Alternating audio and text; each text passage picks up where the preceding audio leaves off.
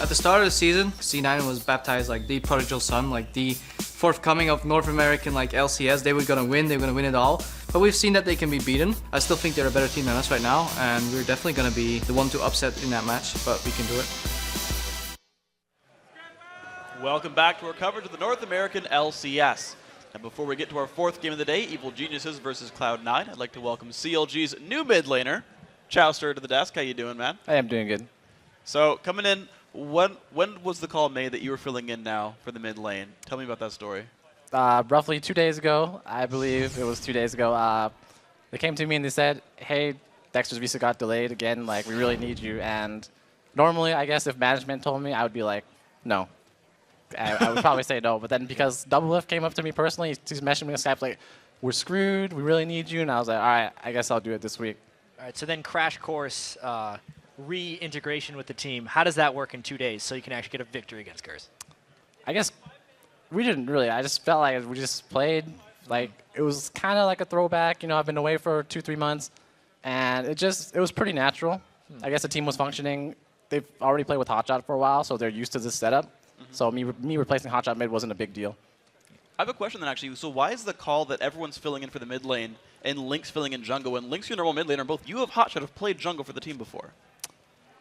I'm not sure about the Hotshot case, but for me personally, originally I was going to play jungle, so I actually played one set of scrims with the team as a jungler. Then I realized, like, you know, I've actually only played, I've main solo lanes and solo queue, and I haven't played jungle competitively for such a long time. And I was scrimming against C9 for so much, against Meteos, and then I felt kind of lost here and there. I was like, man, it's kind of pressure. I'd rather just play mid lane. Let's actually talk about this game for a second, too, because right at the start of the game, it seemed like Curse was in complete control. They fast pushed the top lane, and were just kind of destroying you guys. Talk to me what was going through your heads as you're getting pushed in so much. Well, the first thing I thought was like, man, Curse read us like a book. They knew I was going to, they early picked Ziggs.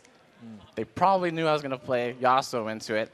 And because we also picked Renekton Shyvana in the first rotation, we have Renekton, Shyvana, Yasuo. We can't do anything. So it was just going through my head. No like, wave clear. No wave clear, and they grouped early. They had really good rotations early, and we just had to make something happen, and we managed to do just that. So when do you choose to make that stand to make something happen? You were at, like, your dead inhibitor turret, like, down to, like, almost 10,000 gold or something. When do you decide, like, well, we got to try now? It's mainly pressure, mostly. So we lost our Tier 1 pretty much because we just got out-rotated. Tier 2, we tried to make a stand at Tier 2, but we couldn't because we got chunked. And even at Inhib Tower, it's the same story everywhere. You can't just go in and die because that's the end of the game. So we waited till they're at Inhibitor, and we're like, okay, this is getting really bad. And, you know, that's when we decided to go in. Yeah. But when you guys did find the fights, they actually worked out pretty well. And we actually have a clip of probably the moment when you really started turning around, you ended up acing them. I want to get that clip up on the screen. And Chowster, talk me through how you guys found this fight and what happened. Okay, before this fight, I guess 20 seconds before this fight, what happened was we really needed to engage. We knew we had to go in. So Afro and Link were like, yo, I'm gonna flank them. That's what Link said. And Afro said, no, I'm gonna come with you, because then we can get a knock-up too with Lulu, just in case. And I was watching the whole thing, and the communication was really, really good, really fluid. We're going in now, we're coming in, and unluckily, like, Yasuo's ulti range, for some reason, I feel like it shrunk or something. So I was watching my ulti range the entire time, and I was like, all right, I actually have to flash just the ulti here. I think I flash ulti to get in range, and then, yeah, just get the gap closed. Worked out. You got to the back line. You basically took down Cop by yourself in most of these fights. I got to say, you've done a really good job individually in these games. What was actually your individual prep coming into these games? My individual prep, pretty much just solo queue. I'm Challenger right now, so I've just been solo queuing a lot. It's just a little weird because I know in the early game I misplayed quite a bit because I'm not used to the... We've been scrimming, but I don't think... people don't generally swap lanes too much. Yeah. So I'm not used to the pure 1v1 mid lane. Ganks still come through my mind because I play solo queue. So I kind of let Voidboy run me over. So he did really well. At least by the end of the game, it seemed like you and Doublelift had a bit more synergy going over. Probably the most exciting play of the game was the Yasuo and Vayne double kill you guys were able to pick up. Let's pull this clip up on the screen, actually. Tell me how you were baiting this out and if it was intentional, because you and Doublelift really just came together. All right, so pretty much this was all planned, as I would normally say, but what really happened was I came down to the inhib. I know it's like, I just wanted to place a ward down. I was like, you know, I could die for this, but, you know, chances are they're not here. And lo and behold, I walk up and 5 guys are there. I'm like, I'm dead. And Doublelift came to save the day. That's basically it. Double came to save the day then. All right, so you guys won that game. Pretty miraculous one for you guys. You've got Coast up coming tomorrow. How you feeling about that game? I'm feeling pretty okay. Basically, I don't have too much expectations. I know we're coming in this with 2 days of practice, so for me personally, it's just whatever happens, happens. But I think we can show some good games. Awesome stuff. Yeah, Trasher, thank you very much for the time. Of course, congratulations on your win. We'll see you guys again tomorrow. We've got more LCS. Let's send it back over to Riv and Kobe with the 4th LCS game of the day. Yes, we do, and thank you very much, Freak. Let's get right to it. Crepo and Evil Geniuses versus Meteos, Cloud9. And with EG and Cloud9 meeting on the Rift, we can expect the unexpected. Yeah, I like these two teams because both of them have shown that they're willing to use unusual team compositions. Whether it's Teemo or Urgot, we should see some creativity during Champion Select. And now, as we get deeper into the spring split, one thing we're learning is that a lot of these players are getting inspiration from the same place. Solo queue is pretty much essential, I think, for professional play. You're playing with all these people that have a really different take on the game, so you can maybe learn something new from the way they build their champion, the way they pick their champion. It's really cool to see these one-trick ponies, as I like to call them. They're just so dominant on their one champion that they just know everything. Like you'll see a Zengi, like one example, playing like all these control champions. Gosu is one. Actually, I remember seeing him today. He plays Vayne only. Ninja Kendo this Hecarim. If they're rising, just playing that one champ, then they have to be doing something right to get up there. So there's this guy named Cash Dollar in solo queue. He played a lot of Teemo. It doesn't matter what his score was, 0, 10, 0, 6. He always became a presence because he placed a lot of shrooms on the map. That gave his team map control. They get Barons, Dragons, Turrets for free. So he didn't have to do well, and he could still win the game. So I figured, why not try it? And it worked out. Nobody expected a mid-lane Teemo, but that's how Cloud9 rolls. You know, we even see Jat was saying Wukong kind of trickling in, coming from solo queue. People realize it, and then it just gets out onto the scene. All that I'm thinking of is Big Cash Dollar. Whenever you see him, you're just like, the Teemo again. You have to deal with it. So annoying, those shrooms. Yep.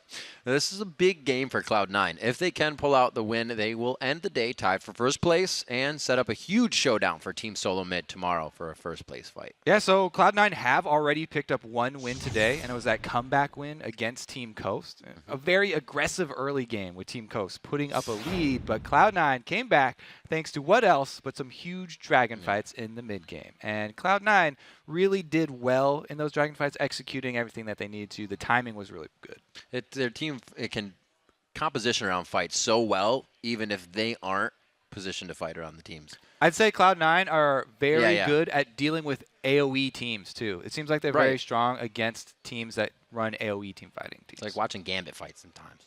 Well, Cloud9 has already hit the Rift once today. The last time we saw Evil Geniuses was last week versus XDG. Crepo and crew pulled out an old-school bot lane comp, and they came away with the win. Yeah, they did go kind of retro there versus XDG with that Soraka plus Urgot combo for the bottom lane. And they showed that they can improvise in Champion Select. Snoopé revealed in his interview that that was not even planned. Yeah. They had been picking, they picked Mundo. They thought he might go top lane. Didn't quite know where each champion was going to go. And that only came together once they saw the Champion Select really play all the way out.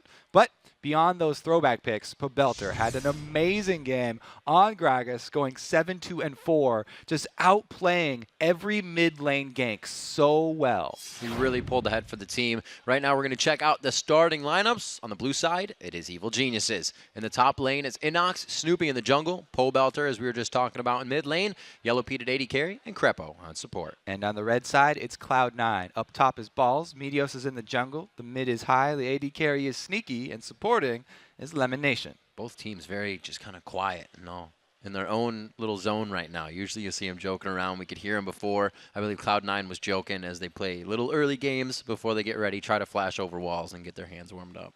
Yeah, definitely getting warmed up is a big part of this. That's why, Cloud9 actually having a win already today, maybe coming in here with an advantage. They've already really had a good chance to warm up.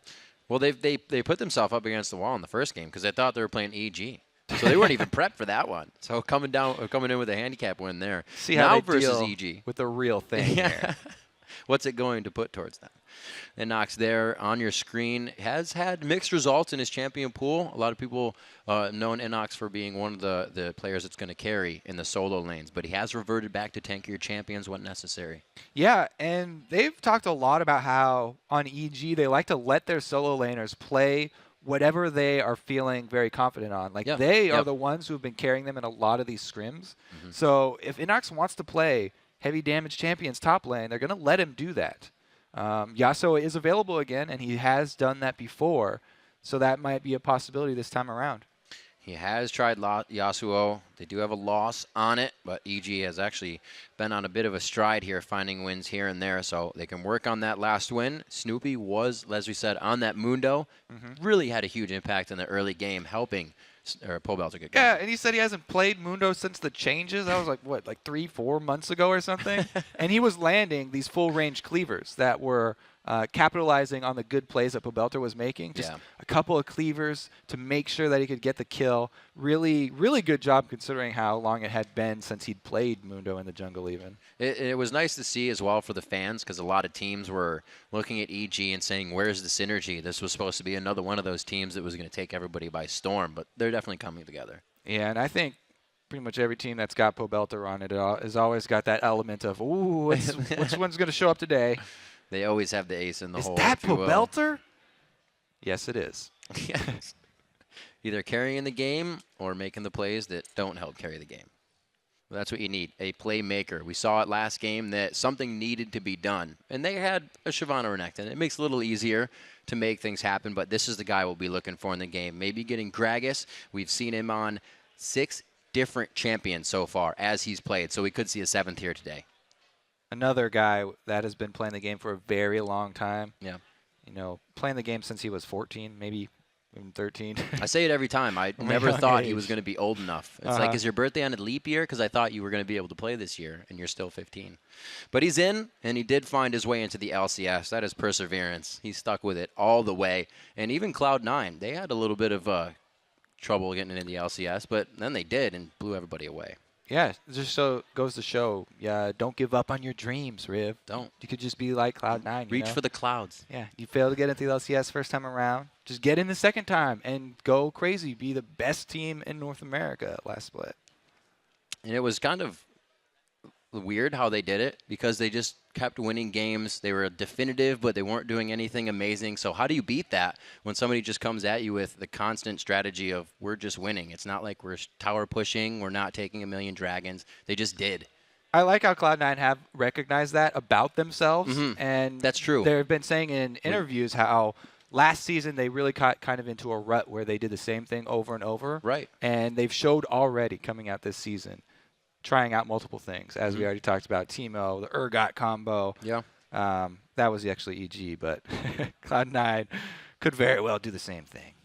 And it would be in that man right there in his notebook. Lemon Nation. Could have all the plans. You could say he's a Thresh player. 4 games of Thresh, 1 game of Leona so far this season. The game of Leona that we just saw from him today. Oh, that'd be a second one. So 2 now, Leona. Amazing. Yeah. So he put that under his belt. He definitely has a little bit. It's on that booklet. We don't see it. But. He's been dying a lot because of the plays that he's been making, but it's worth it. He's dying for the greater good. When he goes in on Leona and locks down the AD carry by himself, if he's the only one who dies on his team, that's 100% worth. So Cloud9 coming into this game, still, let's talk about a little bit about the mid lane, because that's where a lot of the bans are focused for this team. The Kha'Zix, the Kassadin, the Yasuo, and even on the other side, those are bans that Pobelter sees as well. Yeah, it's pretty hard to ban out Pobelter and High. You know, a lot of the guys, what they have in common when they're really high up on Challenger is that they play all kinds of champions and all kinds of roles. Just try them. Yeah, you have to be very versatile, because you know, when you're in solo queue, like, someone could very easily just lock in whatever you are trying to play. You have to be flexible. Yeah. You win a lot more games if you're the one that says, okay, you already locked in my role. Now I will adapt to what you have chosen. Like, don't worry, I'm playing Gragas mid. Nobody will take that in the jungle. Yeah. We'll see what they have for each other in picks and bans. Just a few more seconds for EG to start that off. And Sneaky will not get Draven. It's something he brought out last weekend. Actually wreaked havoc with it pretty damn well. I love this because Draven just builds up this excitement for when is that first kill going to come in, and when he cashes in all those adoration stacks. He really does a good job of snowballing a game. But going to be off the table, as you said, for Sneaky. And maybe he'll pull out that interesting Ezreal build that we saw from him already. Absolutely. Lemon Nation stood behind it 100% after saying that he didn't want him to play it today. Well, maybe not today. Yeah. Then changed his mind. Just jump in head first. The Annie coming out is interesting because Lemon can, if they don't ban Leona, can still grab it, and it gives just about the same initiation. But the laning phase, you don't get as much death if you can avoid the Zenith Blade. Taking out Annie might mean that EG want to play Leona too, because Annie's very good against Leona, since she can harass her down early. So with Crepo on your team, you're always looking, got an eye on Leona as well. So with those bottom lane bans, they might actually want to go with an aggressive bottom lane. The last ban to come out is what Pobelter did his best on in the last matchup, that Gragas play, which led them to victory, along with the Urgot lane and Soraka. And it looks like they may actually be going for Thresh, which would be interesting. So that's kind of a dare for Elimination to play Leona again, because Crepo's been very outspoken. A lot of people consider Thresh to be a soft counter to Leona. He really, really likes Thresh as a strong counter to Leona, because he's confident in his plays. And he's confident in his hooks as well. Well, being a very prominent Leona player himself, you kind of see in the mind of your opponent in that situation. It could absolutely work out in your favor. Seeing what Cloud9 has for themselves, I was going to say, wouldn't be surprised if Balls took his choice in Meteos again. He wants to prove himself on this Lee Sin and make some strong early game plays. I've heard a lot of stories about the solo queue Lee Sin from Meteos, but we get to see another ranking or another competitive game with him again. Glad to see ridiculous amounts of early aggression with those two lock-ins. Renekton, we always talk about the Renekton lanes early. That means your top lane's going to be strong. And Lee Sin coming from the jungle, he can beat so many junglers 1v1 early. Pretty much everybody. And it does become an interesting pick because he was so heavy on Vi and Elise. With Elise being banned out, he's now chosen twice to not go with Vi. So the Lee Sin's working for him so far. Lucian actually being picked up here for Yellow Pete, and that will be his second time playing. Yeah. Lucian and Caitlyn. So, or not Caitlyn. Excuse me, Kale. Lucian and Caitlyn would be a poor decision. But maybe. Lucian and Kale would be a good combo, because that Kale has become sort of a terror in the late game. We've seen so many games go long enough for him to get the full Nashor's Tooth plus Lichbane plus Void Staff combo, where he obliterates any target regardless of magic resistance. Yeah, and this actually is going to be Pobelter's 7th different champion played in the LCS, a new one every game, so he's keeping it mixed up here. And we'll see if that is going to be the help that Lucian needs with the intervention. On the other side, we do have Jinx, and the Leona will be grabbed for elimination. So they're going to match this this early game duo here. He's taken the challenge, taking Leona into Thresh. Now, the only question will be if they call for a lane swap. We've seen a lot of Jinx lanes do lane swaps, even into the tower changes, because of the attack speed and because of the power that she has. Of taking down that turret early. We saw the effect it had with Nunu. That was insane. The question really becomes, what do you do after this lane swap? Because freezing, I feel like freezing is a more effective strategy now, because your top turret's going to last longer by default. You have more time to clear the rest of the board and prepare yourselves for the top turret going down, that when you freeze it, you don't have to worry about the assassins coming in. You don't have to worry about the other objectives on the map. See the Vi possibly being locked in here. Snoopy will take that under his wing, and Yellow Pete is going to go for the Ezreal.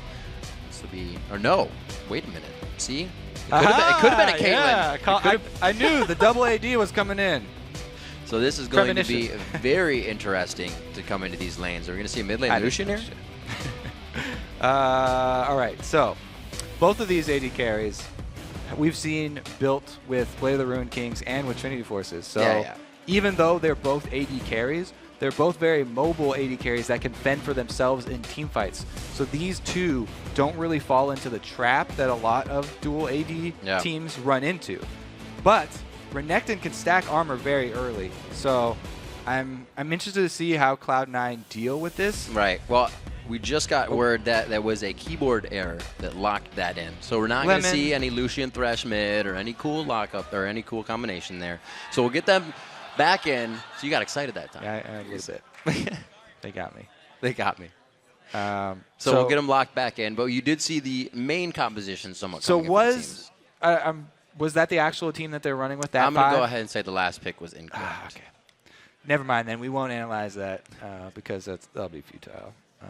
Lemon Nation, though, this might be a preamble for something that's on the next page of his notebook here. He's got several chapters in there planned out further down the road. Say, I'm going to choose my own adventure, and they picked Ezreal. I'm scared for when we get to the wedding chapter, the red wedding, because what's going to happen? They're just going to pull out all Vladimir and all.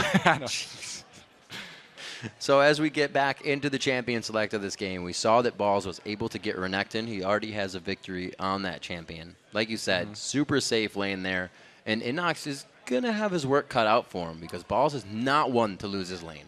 I'm very interested to see what the last pick actually is because a lot of people have been taking a couple different strategies into Renekton. Very popular now are Shen and Trundle. Those are pretty much the two that I really like going into Renekton. I mean, Mundo's always an option, but you do give up the early game and you just try not to lose too hard. Right. I'm much bigger fan of the Shen and of the Trundle because they have such big impacts later. Shen, he can actually stay fairly close in CS with Renekton. Right. Because, he's got the Q Just and he's Q got all his day, passive. Vorpal Blades. And he has pretty good sustain, whereas Trundle can actually fight him a lot earlier than most other champions can. And we've seen a lot of people have success on both of those going into Renekton lanes. And we're just waiting to get Crepo's keyboard. It defaulted to a different language, which resulted in the erroneous pick that happened just now in Champion Select. So it's not an Ezreal that we're looking for, and it looks like he is complete set.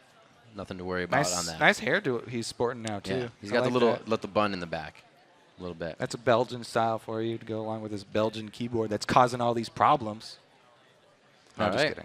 So we will see a last pick coming over. Word is that was actually going to be a Mundo pick for Inox in the top lane. So we go with the boring one. M is E in a different language.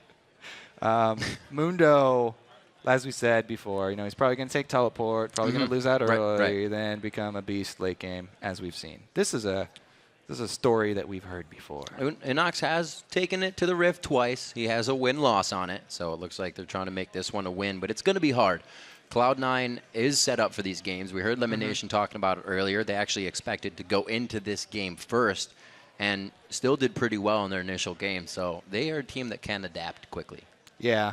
My question always in the Renekton-Mundo matchup is how close can Mundo stay in CS? Because we've seen a couple times where he just comes out even, and in that case, it's actually a big win. Nobody dies, but he had a pretty big advantage. Yeah, Mundo hops into the fights, and you're like, well, this isn't what it looked like in lane. He's a little bit stronger. So that is locked in for them with the Mundo pick. Lemon Nation has Vi, but he is now to select whatever mid laner they're going to get in here for High. So it'll be quite interesting. High, like we said, has been playing different champions throughout pretty much all of his games and into the last game. And with EG picking up the Vi combo to go with Kayle, he's going to have to be scared in that mid lane. If High gives up early kills to Kayle, we talked about how crazily she scales in the late game. You don't want that to come any earlier than it's already going to come. So he's going to play something more defensive that he can farm further back with, that he doesn't have to overextend with. One of your favorites. One of my favorites. Absolutely love the Orianna pick, and it's going to be synergized with the dive comp that they have out of 3 members on their team.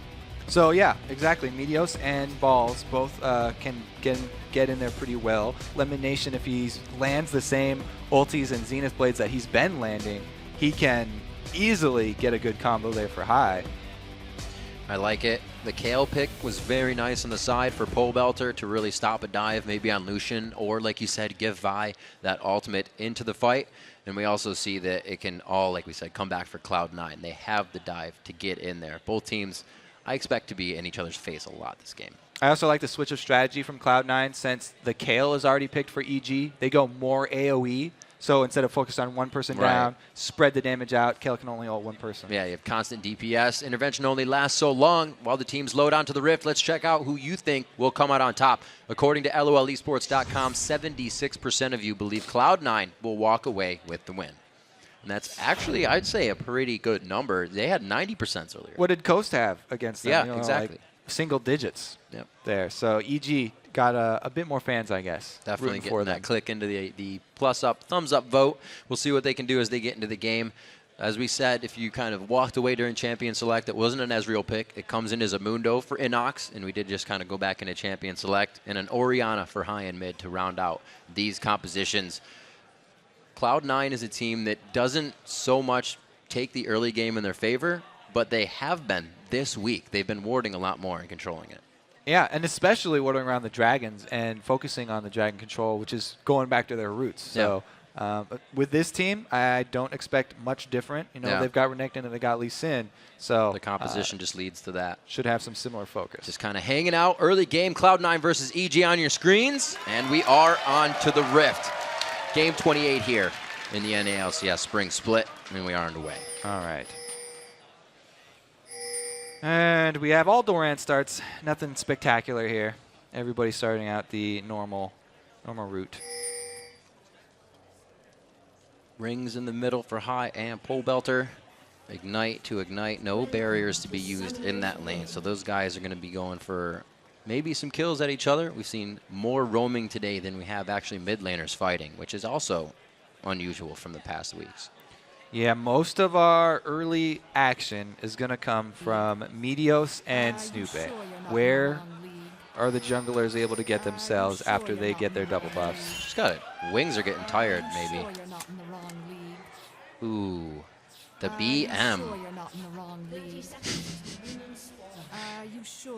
All right, let's see what they have for each other. Snoopy, Meteos, just positioning right above. So looking at who could go aggressive, we actually had Meteos playing fairly safe, even the last time he was up against the Kazakhs. So Lee Sin versus Vi, if they meet each other in the jungle, is usually in Lee Sin's favor. Vi has to land her Vault Breaker, or else she's gonna lose that duel. And Lee Sin really has an advantage because it's a lot easier for him to move around, and it's very, very narrow margin that Vi can actually win that by. So I would definitely give the early advantage to Lee Sin if he does find Snoopy in the jungle. See what he has. Actually, Wukong earlier that he was matched up against. So we'll see what he does against that for Snoopy. And we are going to have a bit of aggression here. Yellow Pete, Crepo trying to waltz on in, but they are going to be walking over Ward, so you can already see High moving into this as well. Right, so they stutter step on that blue just to make sure that there's not going to be a... Well, they can't make sure there's not going to be a steal because Sneaky shot one too many bullets out of that minigun. Sometimes you forget your attack speed goes up a little bit, but he's going to be spitting out those zaps pretty good in lane at least. We'll see if they utilize this, and they have to. Maybe they can actually get Snoopy or Sneaky killed and then transfer back. Also, the experience that you get from killing blue buff That's there true. is going to be a pretty big... Whoa. So with this, I feel like Hyde takes it into his own hands to go aggressive in mid and already start to create game pressure. I feel like this is what Bjergsen was talking about when he was talking about little things that he's learning from High and how High plays early levels a little bit different than what he was used to before coming over here. Okay. That level 1 Orianna aggression, burning down that Ignite as well, enables him to be the one shoving this wave and enables him to be the one in experience advantage. As you can see, he got level 2 there first, took another advantage to land that harass. He's actually going quick QW. That's going to burn his mana out quite hard in lane, but he's getting the auto attacks in. We'll see if he can keep this up. We see Snoopy just underneath Pole Belter right now at Wraiths, and he's going to have to give pressure here. So now that, since Meteos lost his blue buff there to his AD carry, he is going to be a little bit further behind, and he's just trying to farm it up and make up for it with the smaller camps. Moving in mid slowly. Meteos still feels like he can have an impact. He did this last time. He warded, and then he stole the wolves. This is the exact same path that he ran last time. So I would not expect him to run that path on another day of LCS. Because if you get yourself into a pattern like that, it's the worst thing for a jungler. Snoopy has just found out that he's in the area still because he saw the wolves coming. And they're getting pings down. And ooh, actually, yeah. Meteos sitting on a here's ward the right now. It's going to be a full damage. Level 3 to 3 here. Does he have a ward to get over the wall? The trinket's down, so the flash is forced. So it's a problem when you get predictable like that. If EG was watching the first game today and Snoopy calls out, hey, my wolves are gone, Meteos probably still here. High getting attacked a little bit. That E of Pobelter still proccing quite hard. It looks like they're going to trade even in the end. High just chugging another potion there, though. Since he was the one to go aggressive early, he already made Pobelter use both of his health potions. Now, before we get too far away from the blue going to Sneaky, what kind of information does that or allow Snoopy to do, seeing that the jungler doesn't have his buff and it's in a lane? Well, he didn't really make anything happen. Lee Sin is like someone who does not need blue buff that much. It's not like, oh my god, I'm a Moo and my blue buff was stolen. I'm going to get invaded now. It's Lee Sin's going to be fine on his own. So you can see how Snoopy just... like the best of the worst. Exactly. He went for the just to cover his own jungle. Just on the outside of the Vault Breaker. Would have done some nice damage, but Balls kind of reads that one and puts himself in a safe position with the hard hat on. That means that Meteos now has vision onto Snoopy, and it looks like he will put himself in the river now, top or bottom. He has his choice. The Bush ward here from Crepo is helping them, but they're still getting zoned out down there. Meteos with a nice little gank around mid. Quickly getting in to get that cripple down. It's not going to be enough damage. Good shield onto Meteos and the synergy in mid. I like that gank mid. Oh, here we go down bottom though. Elimination. Very nice chompers onto Crepo. So after the gank mid, Meteos, true to form, shoves the lane here. He taxes a little bit, and they get it into the turret. The purpose of that is not only to try and make your enemies lose CS, but also to draw out the enemy jungler. Since Meteos showed first, if Snoopy did not come to lane, then they would have to worry about counter. Great grab, taking advantage of Lemonation trying to be off warding, but now they engage. Support to AD and the other way around. Yellow Pete taking a lot of damage. The last missile hits at 110 HP. They stay alive. Everybody's still with their summoners though here. This could very well turn bloody because after a fight like that, both teams should be calling for their junglers.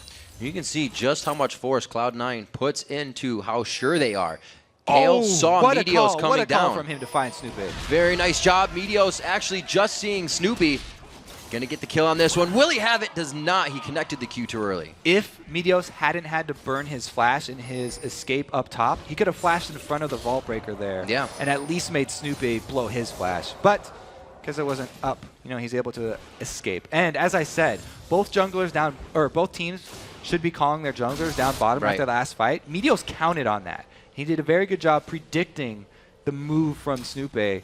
And the wards that they are placing here, very deep in the jungle, are allowing Meteos to make these moves. Yep. That Wraith ward does a lot of work. Anytime Snoopy goes to the bottom half jungle, Meteos can then play around his movements. And it really is synergizing perfectly. I made the comment that Sneaky and Lemonation didn't used to be that aggressive AD and support. They had that lane pushed up all the way, and they've been doing a great job at keeping Yellow Pete and Crepo behind.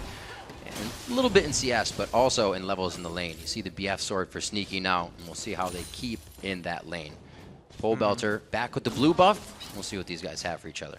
Yeah, so the bottom lane there, Yellow Pete and Crepo, their CS has just shifted a little bit. Yeah. Crepo took a little bit more money because Yellow Pete has recalled here. Can he get the cannon minion? That's the one that's important. There we go. Cash money for Crepo here. He's going to be a rich man. Looks like that's the only thing he's getting. The jungle presence hasn't been too much down in the bottom lane. Snoopy's been focusing that top, keeping Pobelter safe from a lot of Meteos. And on the pink ward there. There you go. Find a pink ward, because Meteos is pretty much living in the jungle of EG right now. I usually really like defensive pink wards because those are the ones that last a lot longer. Right. But Meteos doing so much roaming on this bottom side, able to find that one out way before EG wanted him to. Red buffs on both sides. The ganks become a little better for both the junglers, but who's going to be able to pull them off? We're still without a first blood here, coming up on 9 minutes in the game, and the CS really the only thing that's putting us back and forth in this gold lead. Well, a lot of the ward coverage in the jungle for Cloud9 is all focused on the red side. But at this moment, Meteos is making his move up top. So I think he might just be going for some counter jungling here because Inox still has his ulti available. It would be a rough dive to pull off there. Oh, there's the command shockwave back and forth. The ignite not there with enough damage in the auto attacks. It's going to be a walkout by Pobelter, but it's still danger in the top lane. All right, so Pobelter's playing with fire here. He does have his ulti and both his summoners, but the rocket's on the way. Oh, so close. So close. I think they called that one from the bottom lane. Snoopy just on the outside. He's level 6. Oh, he didn't chase high into the bushes. Not looking good for Inox here. They're going to get down right on him, and it looks like they get the first blood. That goes to Meteos, but the bottom lane is having its own fight as well. Yellow Pete tries to stand toe-to-toe with Sneaky as the attack speed goes up. Lemon Nation was in a bad spot to take an initial burst of damage, and now Yellow Pete flashed in the bush, denying vision, but it's not enough. Oh, the assault battery. Little too late. Yeah, he wanted to save his AD carry's life with that, but they're going to have Dragon Control because both members taken down and because Meteos showed up top. This is something that happens all the time. When you gank top as a jungler around 10 minutes or past, then a lot of the time you can easily answer with a Dragon. There was the, oh wow, he flashed into that Q? Yeah. Was that a ridiculous... Wow, I don't even know if that was on purpose from Meteos, but that was godlike, I guess. He predicted that sideways flash? No, no way. That ward, Pobelter saving his life. He almost got dove right into the mid turret, and that would be Cloud9 working as they usually do. Take one thing, get to it next one, and take it. Teleport coming in, though. EG looked like they want to defend this one. Inox, don't think he can put too much of a fight up here. 5 people. They are really Everybody's wanting good. this mid turret. It opens up just too much of the map, Kobe. Inox just got back. The intervention could save him. The attacks, oh! The lantern is stopped by the command shockwave. High's getting hit up in this one as well. He takes the turret shot. Everybody's in and out of the fight. Krepo is trying to get to the back line as well. Pobelter's in a sore spot to end this one. So it ends up with the mid laners training lives here, but I have to say that was a sloppy retreat from EG. Inox staying at the turret as it's about to go down when they obviously are outnumbered was an initial mistake. Then it just happened to turn towards their favor, then flip-flop back there because a lot of very aggressive plays from both teams. And Meteos has been out of base for days. He still has a Doran's Right, so there's only. Inox. He stays way too much at this turret, but because they have Kale, then he's going to survive. This is the pull back from the shockwave, countering the lantern, and then high too deep. Pobelter flashes in to get a kill, but dies for it. That's the wild card nature of Pobelter that we always talk about. He wants to get those kills, and he doesn't care if he has to flash into 4 people to do it. And right before that replay, I have to point out that Meteos just went back for his first buy. He only had the Dorans and the Machete. He was staying in the jungle to keep his lanes going over and over. Lee Sin can sustain for a long, long time early game without having to go back and buy. So he's trying to make the most of his time. Well, they made the most of quite a bit. 3 outer turrets have been taken down. The middle one with a victorious fight just now that we saw. 3-3 in kills here. 12 minutes into the game, and they're a lot of attention up top here. Bottom. Yeah, a lot of attention up top for EG. Top. They've got 3 members going at this Renekton with no defense items. So Balls does a good job of backing off. The exact mirrored situation down bottom, though. C9 might be too late. Getting himself a little close. Oriana supposed to use the ball on that one, not melee attacks. Coming in on this. Yellow Pete looks like he's going to be able to get a lockdown. And, oh, gets out. No, the Mega Inferno hits very nicely. It looks like they get the kill off of that. Nice pass there from Meteos. Kicking him right over to Sneaky to grab another kill onto the AD carry. Jinx is able to clean that one up. A bit sloppy early, though. High losing his life before the rest of the team got there. Definitely costing them a little bit of extra gold. But they answer in the turret rush, and both of them are going towards secondary turrets. High gets hooked, and that's pretty much all she wrote there. Good job by Krepo. I was pretty much 100% Krepo on that play. And Yellow Pete did a good job following up the damage, but as we know, they are doomed here. The pass and the dunk. That rocket damage, a 3-man shockwaves as we get back to live. Inox and everybody taking good damage from that, and it deters them from taking the turret. Bloodthirster being stacked up on Yellow Pete now, and it's 84-95 in that lane, so I have to consider that Sneaky just hasn't backed yet. Yeah, looks like they will recall now. He's got almost 2,000 there to spend. Let's see what build he goes, since he's already got the BF sword. Probably just get Bloodthirster, yeah. Pretty classic Jinx there. Almost everybody gets that. It just adds to her turret killing power and also sustain in the team fights. Easy choices there. Quickly going for a little build-up damage. We got the Ninja Tabis coming out fast onto Lemon Nation, but even faster, the Aegis build for Crepo.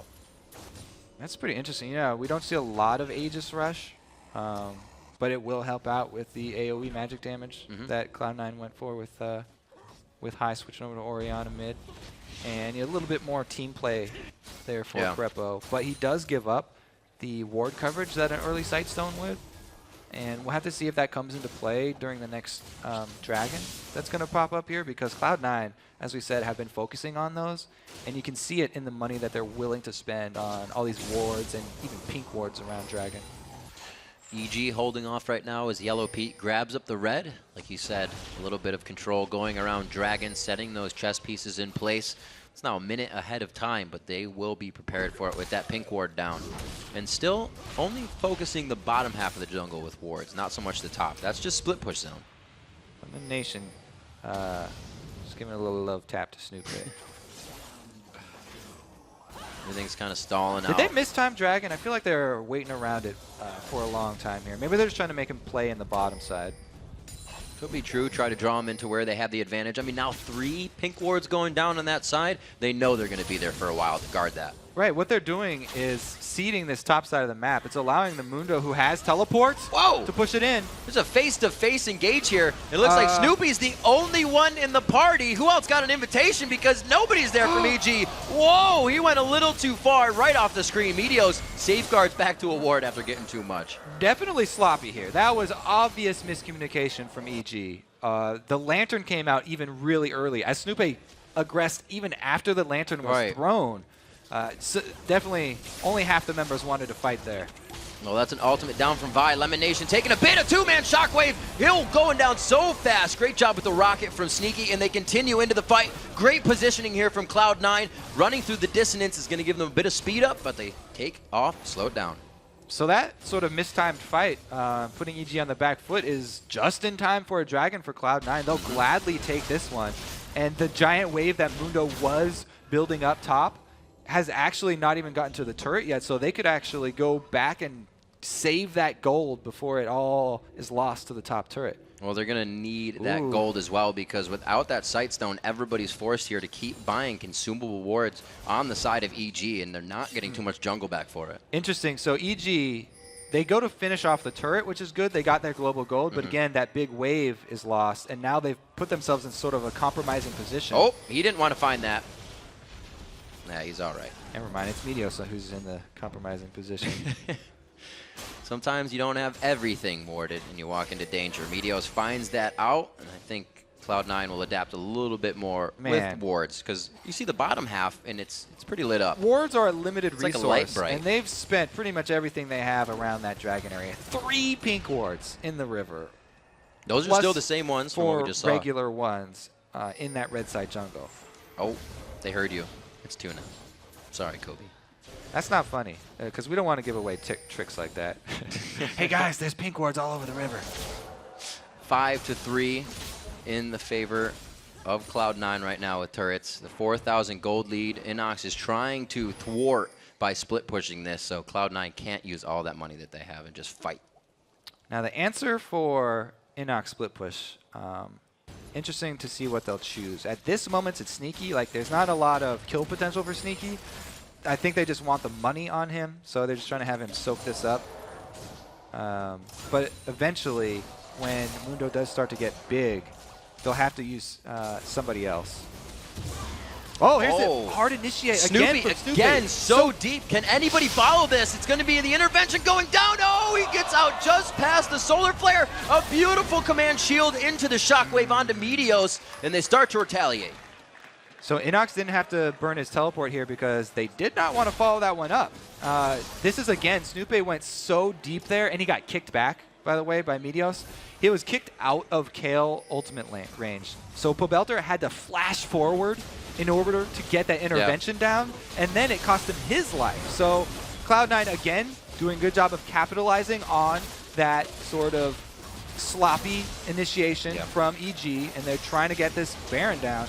Teleport is in. It looks like Cloud9 wants to turn off of this one, and it is going to be balls right in the front. The box goes down, but Crepo doesn't look like he's going to live for long here. They're going to give it to Lemon Nation. Good guy, Lemon, with the auto attack kill. Inox and Yellow Pete looking to run, and there is not much mana to be had by Yellow Pete. Cloud9 did take a lot of damage from that Baron, though, so they have to return and heal as soon as possible because they no longer have control of the map, and EG are looking to answer objective.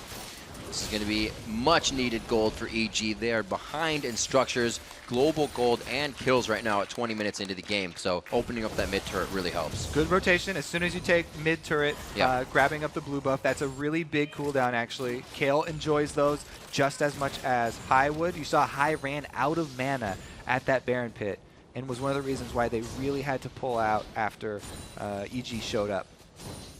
Cloud9 is adapting with these wards. You see if it's kind of transferred a little bit towards the top side of mid lane now. So they're going to start having control over the more important Baron pit. Looks like it's a kind of a slow swap out here for sweepers.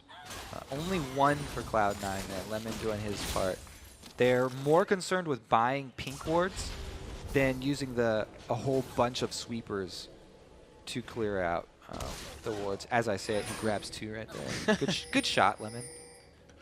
2 pink wards also being bought up here. Crepo has one to himself, and Snoopy coming out of the base got himself one. So they are looking to gain back whatever they can, but those will only be placed when they have control over those spots, and that's scarce right now. They just barely saved that one right there. He's going to go down in a single another hit. So again, this Inox split push. I'm wondering what Cloud9 are going to do about that situation. Because they don't really have a super strong duelist besides Renekton. And Renekton's really, you know, with that Hydra, just looking for like pushing and wave clear. So they saw him walk in here, and Cloud9 know that this ward is here. Oh, man. So this is a good bait, but they're taking Baron damage here. All the debuff as well. They all thought they had an extra 1,000 range to engage. Get a little scared there, but they go back and forth.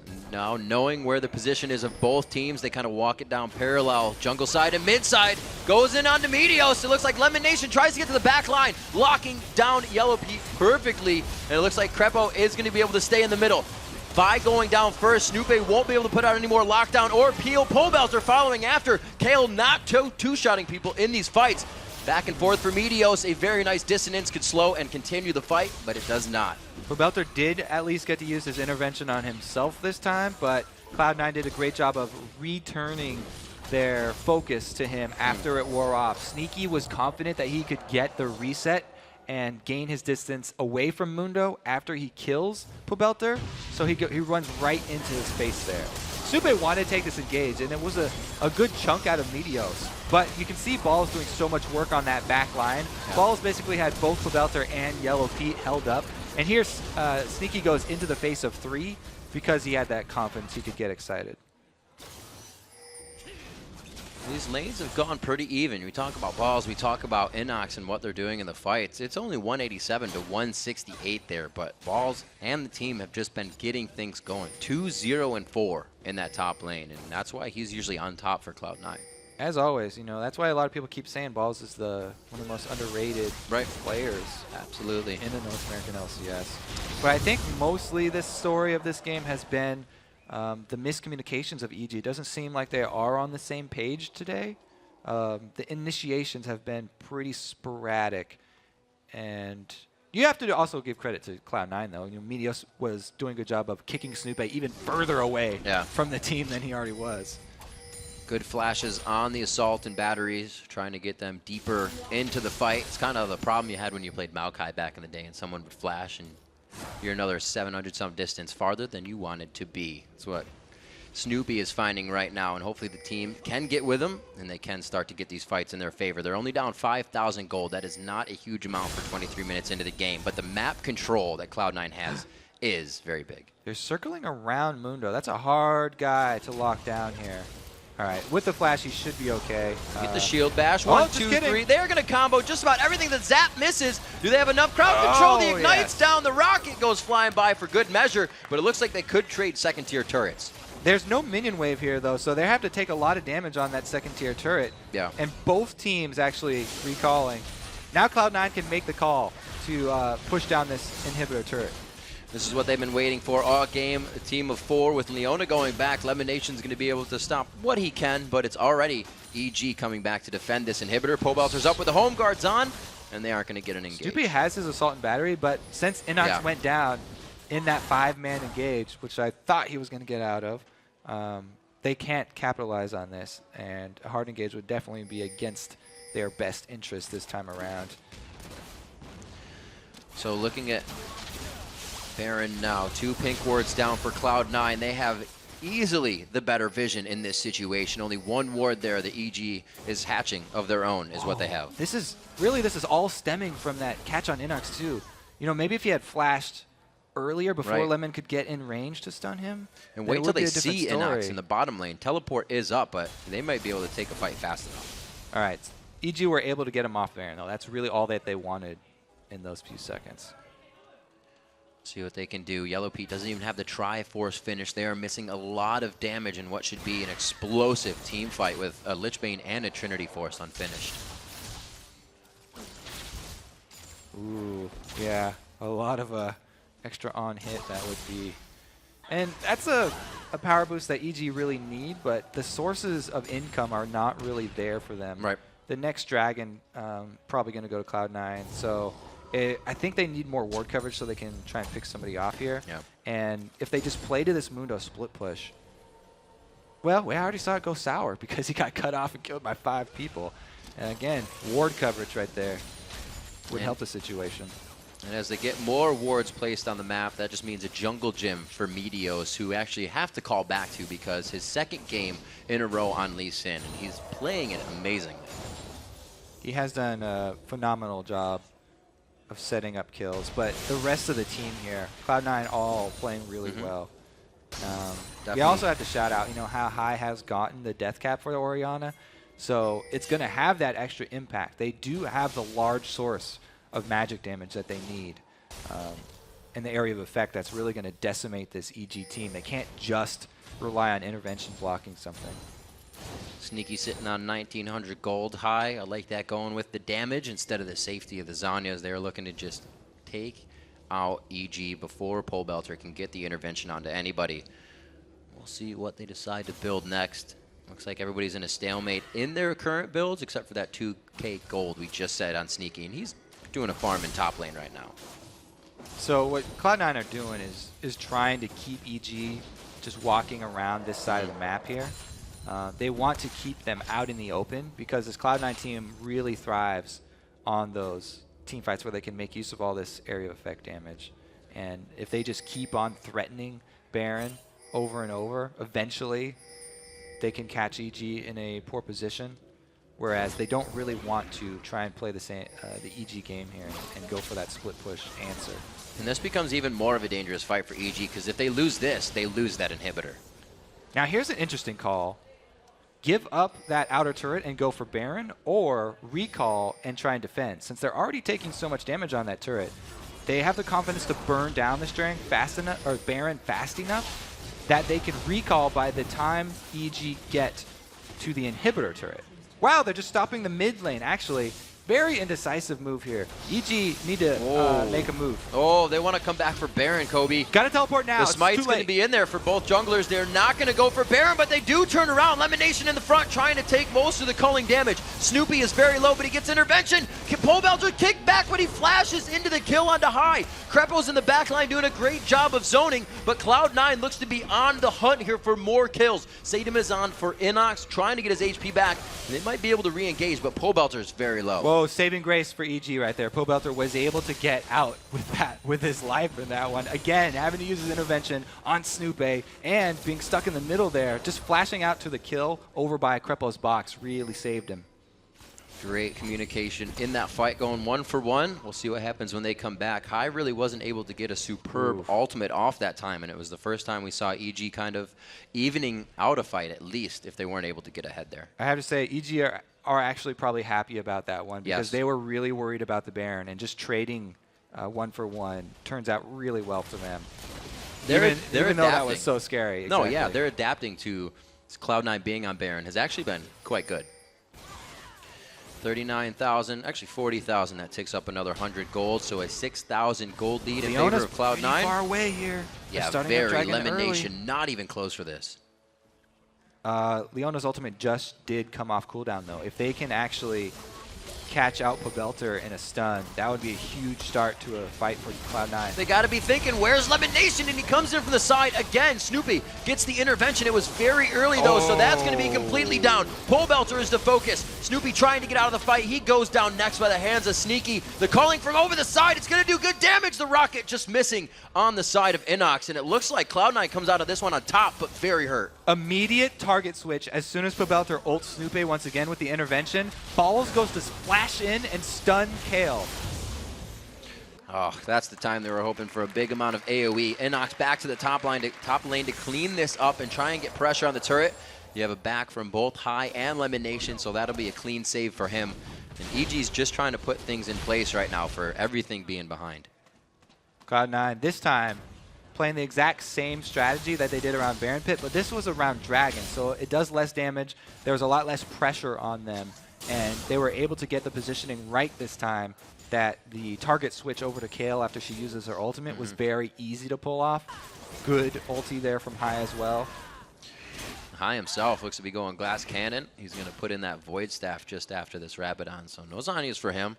They want to get bloodthirsty real fast. Another BF sword as well for Sneaky as he goes for more damage. EG finally take out the treasure trove of pink wards. The return on investment is real. 30 minutes into this one, they're trying to do what they can to get this game back into their favor, but Cloud9 not making it an easy task. Now, the exposed inhibitor is going to go down way quicker here than the mid lane turret. So EG immediately making the call to back up and defend their base. Definitely the right call here, especially since they're fighting a Jinx. Now, the only question is, will EG actually pull out the hard engage again? Right. Any extra gold they just had was actually put into home guards for the rest of the team. I think 3 more were bought. And they need to. This is getting pretty scary in Cloud9. Once they get this far ahead, don't let up at all. Ooh, Leona ulti actually missed and Zenith Blade missed. That's huge. There's the hook from Crapo. It could be the other way around on this. They use a lot just for Leona. That leaves balls to get the Pobelter, but he pulls off. The communication is to turn around back to the other end of the fight. Inox falls. They're going to get balls in the end there. It's a shutdown onto him going to Pobelter, and it is a double kill coming in big for Sneaky, trying to hit the last zap as Pobelter puts on his shoes, sidesteps that one, and it looks like they are going to be able to get the inhibitor. Ooh, Crepo finds another with the hook. Big burst there. That is the Triforce completed from Yellow Pete, but the front end damage burst is not enough for the kill. Pobelter very low, can't get the heal steroid for speed, and the inhibitor falls. Crepo watches it happen. Another miscommunication here from EG, I think. No damage ready to follow up that hook. A very good game from Cloud9. EG holding strong in the beginning. Another kill to go on the scoreboard for them. It's going to be a 32-minute game for Cloud9, and they pick up the win versus EG. Yeah, congratulations to Cloud9. Every time EG gave them an opening, they just jumped on it, immediately turning it into an objective or some sort of ground to gain. And they really looked hungry in this match. Meteos again on Lee Sin as the teams get up, go over and shake hands. A fantastic game. I think he had 17 assists on his previous game, 4-0 and 14 this game. And Lee Sin wasn't even a champion he's played before this. The rest of the team to just keep going. Immaculate play throughout the entire game and amazing warding. The warding was definitely over the top for Cloud9 this game. I have to say, they did play the Vision game quite well. It's something that EG kind of struggled on as well. We saw Crepo go for the early Aegis, which he believed the team needed because there was so much roaming, and that cost the team to buy a lot more wards. That is a good point. Not having the early Sightstone can cause you to give up that early ground for the important early dragons against Cloud9. And it's especially different when you play against a team like Cloud9 that can adapt, and you kind of may think you're behind even more once the first fight happens. And it gets in your head. You're like, these guys know what to do. It's going to be even harder that we just lost that first fight. Yeah, especially going up against like Lee Sin and Renekton in that early game. Hard to overcome those early fights. Pobelter not really having an impact on Kale. We said this was, again, a different champion that he has played going into every game. He's played a different one. not working out so well. Gragas had a bit more of an impact for himself, and I think Kale, he needed to roam, but he was just getting pushed in. I kept on feeling bad for him because he was, every time he'd use intervention to save someone, the whole Cloud9 team would just turn direction on him, which is exactly how you're supposed to play against Kale. But, man, yeah, he kept on having to overextend to try and save people. It might be one of the first games I haven't seen a Kale be able to, like, 2v1 people on the map or explode something. Cloud9 made sure to shut down the right things, and I guess they were prepared for this game. They came in thinking it was their first one, but it didn't matter that it was the second. And 2 down. They still have one more game this week. Tomorrow, they're going to be taking on TSM. So looking at the clash between the 2 top teams, they're going to have to go back tonight and prepare everything for tomorrow's game, because that one is going to be very exciting. It'll be interesting to see who's our MVP this week, because Bjergsen took it 2 weeks in a row, and that's who they have to face tomorrow. So they better have their wits about them if they really want to get that match under their belt. All right, everyone, with 4 games in our rearview mirror today, let's take a look at the standings. In first place, it is a tie between Cloud9 and Team Solo Mid, while sitting all alone in third, it's Dignitas. And thanks to their comeback win against Curse, Counter Logic Gaming has jumped into a 4th place tie with Voyboy and crew, while EG, Team Coast, and XDG remain at the bottom of the standings. All right, everyone, coming up tomorrow, we have 4 more games coming your way from the NA LCS. Up first, XDG tries to turn around their spring split when they take on Counter Logic Gaming. After that, Cop and Curse battle it out with Yellow Pete and Evil Geniuses, and then Double Lift and CLG head back to the Rift when they take on Shifter and Team Coast. Our 4th game of the day is an epic showdown for first place between TSM and Cloud9, and then it's the last Challenger quarterfinal of the first spring series, Cognitive Gaming versus VVV White. That action gets underway tomorrow, 12 p.m. Pacific, 9 p.m. Central European Time. And remember, if you missed any of today's games, click over to lolesports.com, where you can rewatch matches, find news, interviews, and in-depth statistics and analysis. And you can get your tickets to join our studio audience for our future taping. Just click on the tickets link for all the details. All right, now let's throw it over to Freak and Jat with the NA Challenger Series.